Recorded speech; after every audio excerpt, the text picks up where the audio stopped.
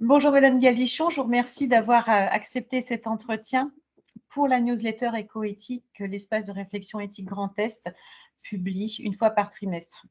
Alors vous êtes docteur en littérature, vos travaux ont porté sur les récits de soi et vous êtes cofondatrice de la chaire médecine narrative hospitalité en santé qui est portée par l'Université de Bordeaux et le CHU de Bordeaux.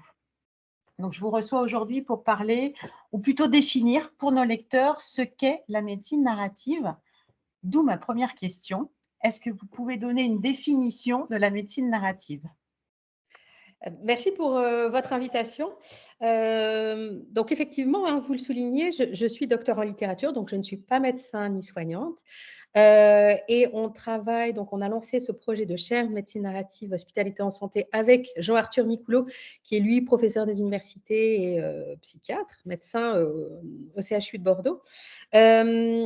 Autour donc de cette nouvelle discipline, hein, la médecine narrative, c'est une discipline qui est à la fois clinique et académique et qui s'est développée dans le sillage du professeur de médecine interne Rita Sharon à Columbia University.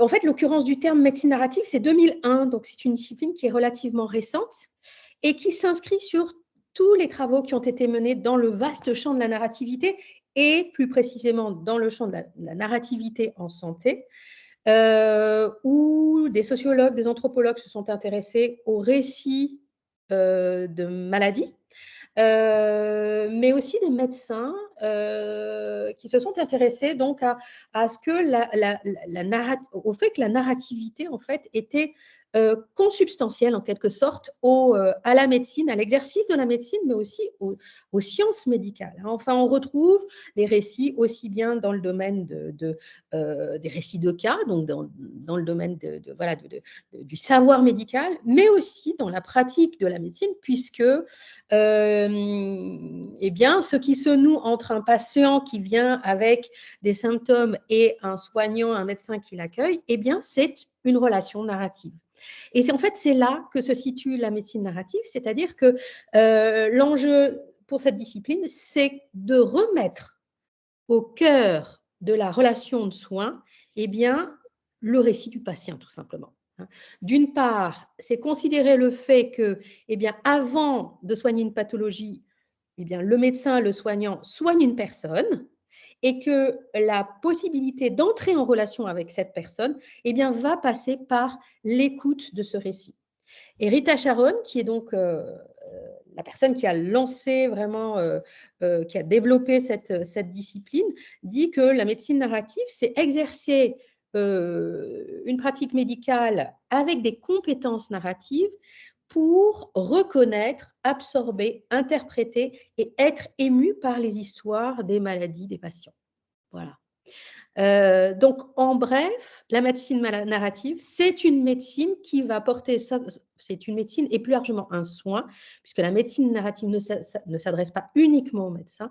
C'est un soin qui va porter une attention particulière à l'écoute des récits des patients et qui va prendre en considération en fait toutes les preuves que traverse le patient.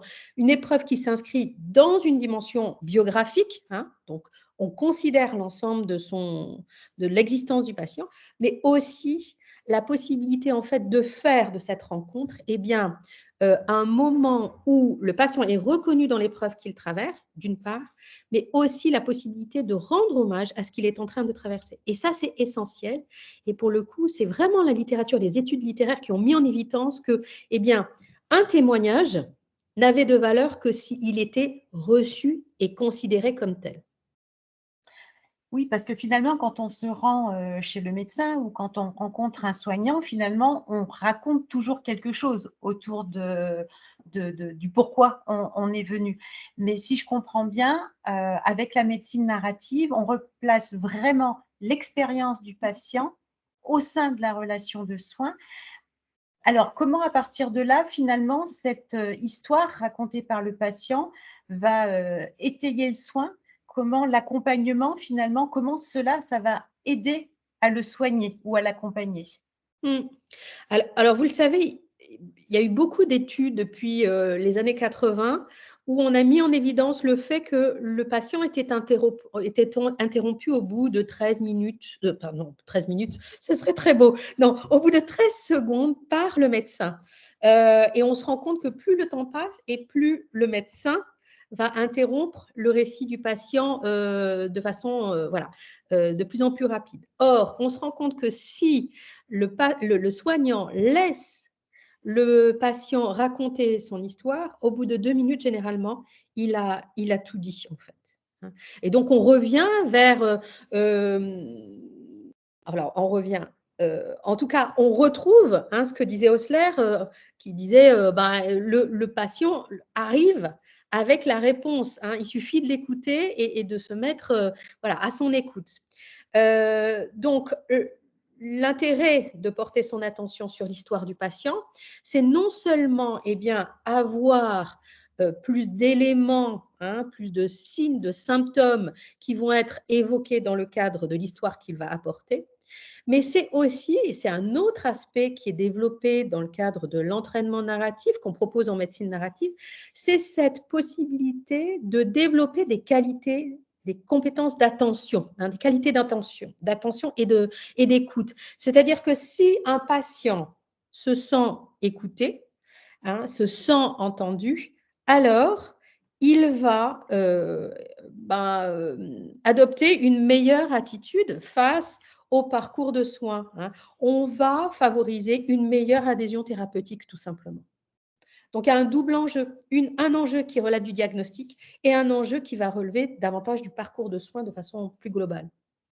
Donc, finalement, la médecine narrative, replaçant le patient au sein de la relation, mais le patient dans son entièreté avec sa biographie, va permettre de construire peut-être mieux avec lui la décision de santé et finalement déboucher sur le bon choix thérapeutique ou bien sur le bon parcours de soins?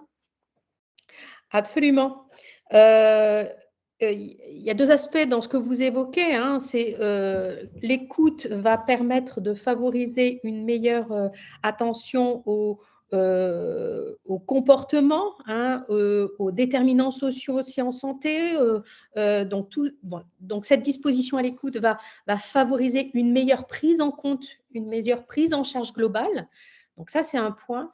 Et puis, ce que vous évoquez est essentiel, c'est cette dimension de co-création.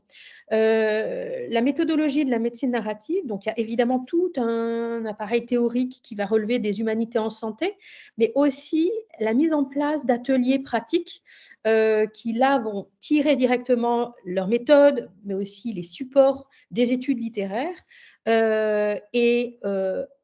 Donc, il y a différents temps dans ces ateliers, mais le troisième temps qui est fondamental, qui est le temps que l'on appelle le temps d'affiliation, met en place des pratiques qui permettent d'entraîner en fait les soignants à cette dimension de la co-création. C'est de se rendre compte que celui qui reçoit notre parole est capable de la lire autrement et d'enrichir ce qu'on est capable de dire.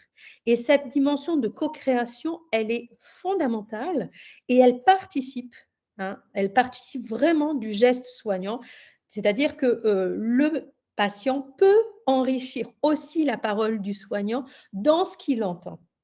Voilà, donc oui, effectivement. Et alors, il y a des outils qui sont mis en place, mais au-delà des outils, il y a vraiment des dispositions, des qualités qui permettent déjà de prendre conscience que cette co-création, elle est très riche et qu'elle participe du soin, mais qu'en plus, en fait, on arrive à vraiment de meilleurs résultats. Ça, on le sait. Donc, ce qui veut dire que quand on est dans le cabinet médical d'un médecin qui pratique la médecine narrative, il a eu une formation, j'imagine, vous nous en parlerez peut-être juste après, mais aussi c'est qu'il a prévu le temps nécessaire pour écouter le patient. Ça fait partie aussi d'une modification de sa pratique et de son agenda, si je peux me permettre. Oui, vous avez raison. Cette question du temps, de la temporalité du soin, elle est centrale. Et on sait combien actuellement nos systèmes de santé sont contraints par le temps, encore plus à l'hôpital. Ça semble évident. néanmoins, comme je l'évoquais tout à l'heure, en fait, on se rend compte que cette appréhension d'être débordé par le récit du patient, en fait, elle est, elle est un peu paradoxale parce qu'on se rend compte qu'en fait, ça n'est pas un investissement en temps qui est si colossal, en fait. En fait, on se rend compte que l'engagement et l'investissement en temps non seulement n'est pas si important, mais qu'en plus, il permet de gagner du temps, et encore, j'aime pas cette expression gagner du temps, mais en tout cas, on se rend compte qu'on passe à côté d'erreurs hein, qui pourraient être voilà, commises parce que justement, on n'aurait pas passé assez de temps dans l'écoute du patient. Donc oui, il y a des formations et c'est ce qu'on a mis en place. Alors ça se développe. Hein. Bordeaux n'est pas le seul site, la seule université où on travaille sur les questions de médecine narrative. Il y a des enseignements de médecine narrative à l'université Paris-Est Créteil en lien avec à la fois le CHIC et l'hôpital Mondor, mais il y a d'autres, voilà, à Paris Descartes, François Goupy avait porté voilà, un gros programme de médecine narrative. On retrouve aussi des enseignements de médecine narrative à l'université Grenoble, de Montpellier. À Bordeaux, en fait, on a voulu adopter une approche intégrée, c'est-à-dire qu'on propose des enseignements de médecine narrative en formation initiale pour des médecins, mais aussi pour des kinés, pour des infirmières, pour des aides-soignants. Et puis, on essaie d'abord de mettre en place en quelque sorte, non pas un suivi, mais en tout cas, la possibilité de poursuivre à travers un DU, donc un diplôme universitaire de médecine narrative, pour la formation continue, mais aussi pour les internes. Hein. Donc, ce DU donc, existe depuis maintenant 3 ans. Voilà. Et il est porté par le Collège des sciences de la santé de l'Université de Bordeaux. On accueille donc à la fois des médecins, des soignants, mais aussi, et c'est ça la richesse et la particularité de la médecine narrative, des chercheurs en sciences humaines et sociales. Et donc, on commence par une réflexion historique, hein, quels sont les liens en fait entre la narrativité et la médecine depuis l'Antiquité, de façon à voir que eh bien, la médecine narrative n'a pas inventé le récit en médecine, loin de là, mais ça on le sait. Et puis une approche conceptuelle, théorique et une réflexion éthique. On a tout un module qui porte sur les questions d'éthique que convoque en fait la médecine narrative. Parce que dès lors qu'on considère que le récit du patient, la perspective du patient a toute sa place dans le soin, eh bien ça soulève aussi des réflexions et des enjeux éthiques. Voilà. Et puis évidemment, la mise en place des pratiques d'ateliers de médecine narrative parce que vous avez posé un mot qui est important, c'est la question de l'expérience. Et comme dans certaines pratiques, il faut s'engager dans l'expérience, dans les pratiques, pour comprendre en fait ce qui se noue hein, dans ces pratiques de lecture, d'écriture et d'échange. Très bien, écoutez, je pense qu'on a brossé un beau portrait de la médecine narrative et